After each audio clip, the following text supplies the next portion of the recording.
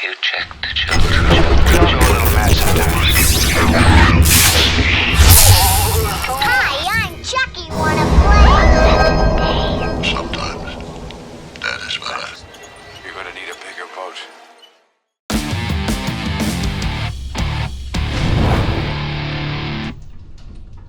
Long days and pleasant frights, fellow travelers along the path of the beam. I am known on this level of the tower as Jaime and Fuego, and if it please you, join me here for a bit of palaver on the Hail to Stephen King. You're probably asking what the hell is with the weird voice. Well, that's because I just finally tracked down a copy of this mofo. That's right, that's Reezy, everybody. So obviously, welcome to the horror show, and hail to Stephen King, and all about El Rey, my favorite author, but this has been a little bit of an elusive collectible for me for quite a while. And this is the European version, the UK version, specifically Region 2 version. I don't know, there's so many different names for this sort of stuff when it comes to Blu-rays and, you know, even back to DVDs. The regional stuff, man, it's kind of shitty. At least back in the days of VHS and Beta, if you saw the size of the tape, you know, you knew that there was going to be a disparity with your particular player, but that is not the case, and that is why you must do proper research. But the thing that I have to say about this particular version of Creepshow 2, in comparison with the original, that is, the United States version, not the original version, because the original Creepshow, obviously. But with this version of the second one, I've been trying to track it down very specifically for quite some time, because it has something that the North American version does not. And that is none other than this little ditty. So yes, I know it's going to be like auto-adjusting on the focus, everybody, and stuff, so bear with me. But this is a tale called Pinfall that I just literally read, and I found it quite amusing, and I'm honestly very disappointed that it was written specifically for script by Cy King for the second Creepshow film, and yet they didn't end up going with 4 stories like with the first film. They only went with 3, and honestly, the only one that I absolutely love, and it's still my favorite Creepshow segment, is The Raft, which is the second tale in the second Creepshow film. The one about, you know, this hair's gonna get me laid and get me paid, the wooden Indian or whatever the hell that one was. I have never been particularly impressed by that story. And yes, there is the proper camp factor associated with the one about the hitchhiker, the third tale, and you get that amusing Cy King little cameo and stuff where he's the truck driver, but that one, just for me, relied on the same gag like over and over and over, and it just got kind of boring. And so that's why The Raft 100% the best thing from the second Creepshow. But the reason this has been just so aggravating to track down is because I have the American version, and I thought the American version of this particular release from Arrow Video, which do amazing sort of stuff. It's really them and like Scream Factory and a few others that they do these just insane deluxe editions of stuff where they put so much money into supplemental material because people still do like to collect physical media. And so, yeah, man, I mean, there is so many interviews and just behind the scenes stuff and new discussions and new commentaries a lot of the time. So if you're really into that sort of stuff, it is in spades on this particular version of Creepshow 2, both stateside here with me and also across the pond for, you know, the Region 2 people. But the thing that is so irritating is this comic book is only available in that version, which is, you know, from overseas. And so I even bought this at one particular point, and I bought the Region B or Region 2 or whatever it is, and it didn't come with the comic. The guy just sent me this as opposed to sending me the slipcase with this bonus little mini comic. And so I message him and I'm like, dude, you did not say that it was missing the comic and that it was just the Region 2 or Region B or whatever version of the release. And he's like, well, I didn't say that it was there. And so, yeah, plausible deniability, sure thing, but that guy was an asshole, and that is all that I will say about that. But yes, I have finally found this at a price that I found relatively reasonable, because this sucker, including the little comic and stuff, it goes for sometimes over $100 people will try to charge for it. There he is. I have the green slipcase here. I know there's also a red version, if I'm not mistaken, but yeah, this story is a hoot, and just to double down, I am disappointed that it did not make it to the final film, because I actually think this would have been my second favorite. Now, granted, the art isn't amazing, it's relatively silly, but just to give a little peek at it, and once again, I know the focusing is going to be kind of kind of off here and there. So, you know, back to me and, you know, a little bit of brightness and whatnot. But yes, it is, hence the term pinfall. It is a bowling revenge story. So yeah, this isn't bringing anything, like, it's not reinventing the wheel. It's not gonna, like, wow you, but it was schlocky and fun and silly. And so there is this old gentleman who's bowling at this lane, and nobody's ever seen him before, and they're like, why the hell haven't we, you know, seen you before? But he's there on team night, and there is this team led by this guy named Reggie, and he has this team of yes men called the Regimans, and yeah,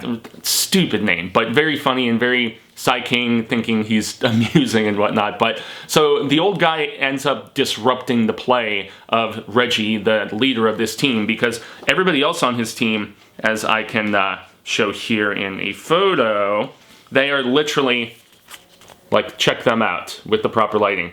They're all these little blondie idiots, and they're just straight up affirmation yes men, like hollow, boring sort of people. And so Reggie gets pissed off because the old guy disrupts his play and he doesn't end up doing as good near the end of the frames or whatever as he was expecting. And then there is a rival team that basically, like, takes the old guy under their wing. And he's like 82, so he is, like, already knocking on death's door potentially, and you can probably see where this is going. But they take him under their wing, and they're called the Bad News Boars, but they spell it wrong. It's B-O-O-R. It's kind of funny in that regard because they're all just a bunch of meathead, like, working class, like, construction worker kind of guys. And so they're like, no, you're not going to be mean to this, you know, old man. Like, he can be an honorary member with us. And they get him drinking a bunch of beers and all this stuff because they're the kind of guys that are a little bit more so like, yeah, we're just here to have fun and hang out with friends and shoot some frames, whatever, man. It is what it is. And so, yes, the rivalry officially starts that evening, and yet old dude's having too much fun. He's drinking, probably shouldn't be doing that at his age, especially in excess. And then, yeah, he just drops dead on an 8-10 split, which he says he's never been able to do, but he friggin' does it. And so, yeah, unfortunately, he gets to live his dream as he's dying, which is horrible irony, but definitely the kind of thing that you would see Sai King do. And so what old dude ends up putting into place, and had apparently in place for quite a while, he didn't have any, like, you know, like close relatives or anybody he could pass along his money to because he was absolutely loaded, like, seriously, insane amounts of money. And yeah, he's like, I am going to entrust $5 million tax-free as well, you know, pay the taxes, and, you know, so the people would actually get $5 million as opposed to, you know, having the government just ravage that amount of money, so to speak. And it's like, yeah, whoever wins the local tournament or whatever that they're doing, they get $5 million. And, you know, there's like 5 people on a bowling team, I'm assuming. And so, yeah, that's officially a thing. And so the Bad News Boars and the Regimens are in contention with each other, both in first and second place. And there's a lot of montagey scenes of just, like, high-fiving and bowling and training in that regard, which is really funny. And so, yeah, it's a very by the numbers, by the books sort of situation. And the Regimen, they actually get leapfrogged, and so they are in second place. And fearful of not being able to get that 5 million buckaroonies, they go and they loosen all of the nuts on the tires of the van that this guy named Chooch something.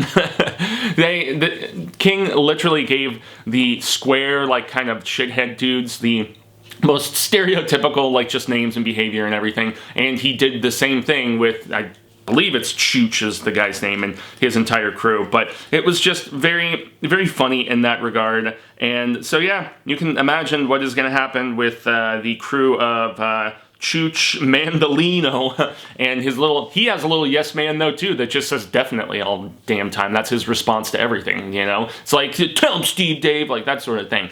And yeah, as you can expect, drinking and smoking and loosened tires, yeah, the whole damn van blows up and they're all dead. And the Regimens are like, yeah, you know, since we expect to win, we're going to get them all a bunch of custom headstones. And they're just, oh, it's so silly in that regard. And if you've seen enough, you know, Creepshow and often what they have done on, like, Tales from the Crypt, for instance, or read your EC Comics or whatever, you know what's coming.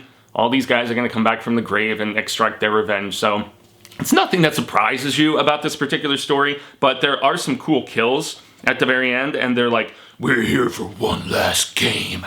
And so that's funny because you know exactly what they're going to do. They are going to take the heads of the Reggie men and they go about extracting them in their own particular ways. So like one guy gets, and once again, bear with me with the focus, one guy gets like smashed over the head, and then there's another dude who is like, he's crunched into an arcade machine, and then there's another guy who's thrown into the hot dogs, but they save the best for last. You gotta believe that, oh, and yeah, that's right, Old Man comes back and impales Reggie with the trophy, which is great. But then they take Reggie's head and they put some drills in it, because, you know, yeah, you gotta say, I'm hoping this is gonna focus properly, but yeah, you've gotta have those little areas for your fingies, right? And so, yeah, man, I'm hoping I'm getting back into the proper framing of things, but it is a satisfying story. There are often instances where you're like, yo, I just want the payoff and the satisfaction of what I'm expecting to transpire. And so, I mean, was buying this particular edition worth it just for this comic? For the price it goes for in a lot of cases? I don't know, but you guys know that I am the most hardcore King collector in that regard, so the fact that I had been trying to track this down at a price within my budget for the longest goddamn time, and finally being able to have that proper completionist sort ofness, yeah, I'm a very happy camper for that being the case. Man, I'm super hot in this particular video, and it's because I'm sitting a little bit closer to the light, but that, in any event, now I want to launch into the second part of my discussion, and this is where I want to pose the question, almost like as Cecil often says, as devil's advocate, so to speak.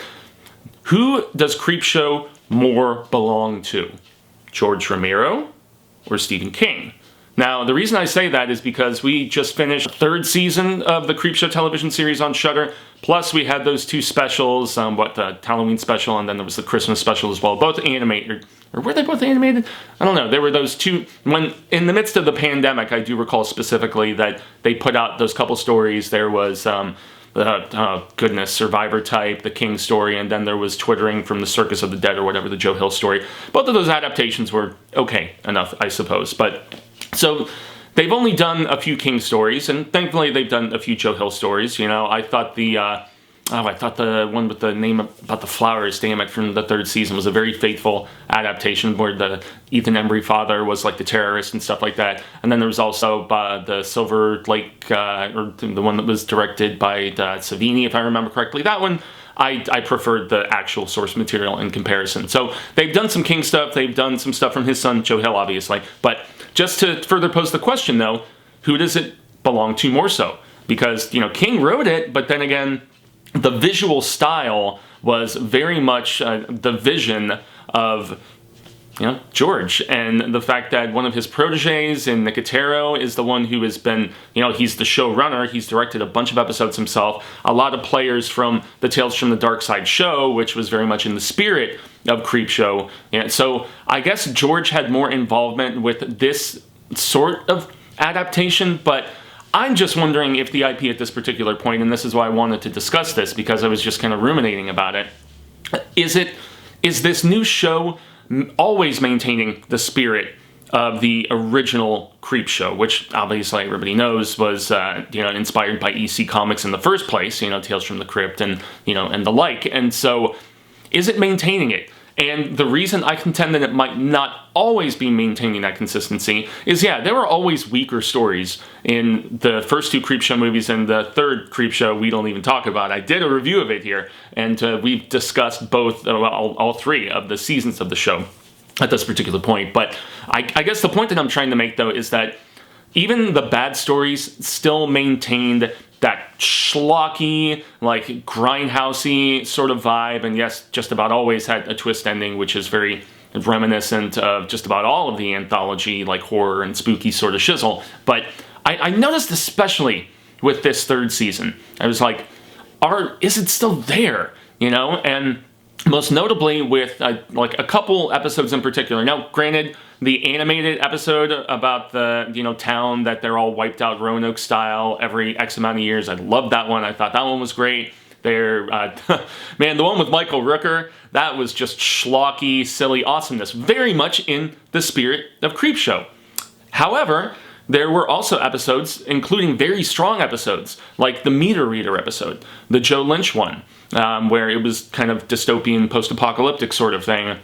And also another one, I cannot recall the name of it, but it was where there is this wardrobe that this kid inherits from his grandfather, and it's where you go into it, it freezes time, and so you can do a lot of stuff in there and then emerge. However, you can't like erase the time you've spent in there, so to speak.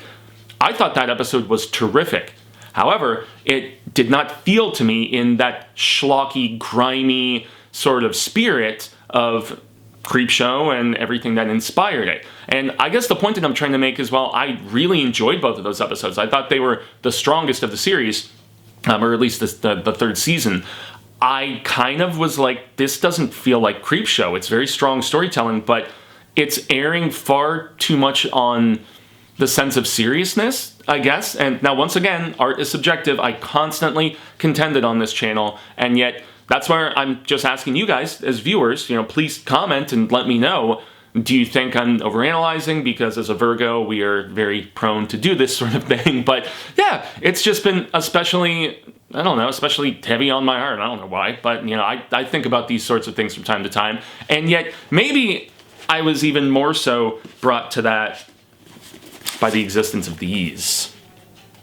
I've talked about these on the show before. So there are two very young adults, but like there is really solid, strong storytelling in a lot of YA stuff, and yet this is done by Scholastic, and I've only read the first one, which is called The Taker, and then they put out another one called The Cursed. But yeah, The Taker, there was this one. There's one about a kid who gets like a sentient parrot or something, if I remember correctly, and then the other one was about this girl who moves to a new town, and there's like a ghost that's jealous of something she's trying to be on this dance team or whatever. I don't know. It just feels so geared towards kids, and almost to the level. I haven't read the second one. I haven't read The Cursed, but the first one, The Taker, man, it legitimately. I've thought about doing proper reviews of these, but I would place them into the forgot the face of their father sector of things. And maybe that's because the property over the years has become more synonymous with George in comparison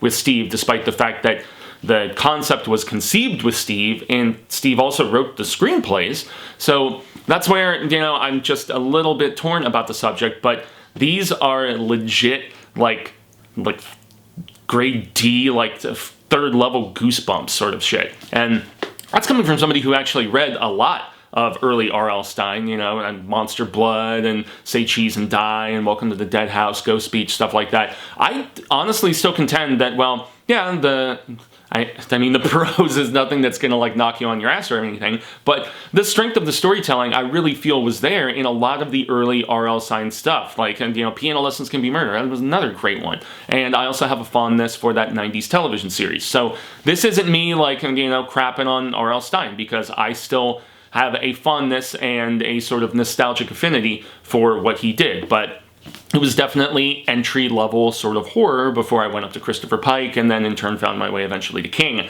And so just the existence of these books for young readers, is that in the spirit of the very R-ratedness that is Creepshow? I don't know. Once again, I think it's more about me just proposing that and starting a dialogue, and I'm really more curious than anything in hearing the opinions from all of you. So I extend a grande gracias to everybody tuning into this week's episode on Tower Tuesday. I've been Jaime Fuego, and you can find more on all social media sectors like Twitter, Instagram, Facebook, here on the YouTubies, obviously, and the liking, the sharing, the subscribing, all of that fun stuff is obviously supremely appreciated. I also filmed a Patreon review for Children of the Corn 3 and 4. I don't know if I'm going to put that up here on the channel first, or if I'm going to do this second, but yeah, that is another thing to seek out, because I filmed it like right around the same time here in November. And also have to mention the fact that there is a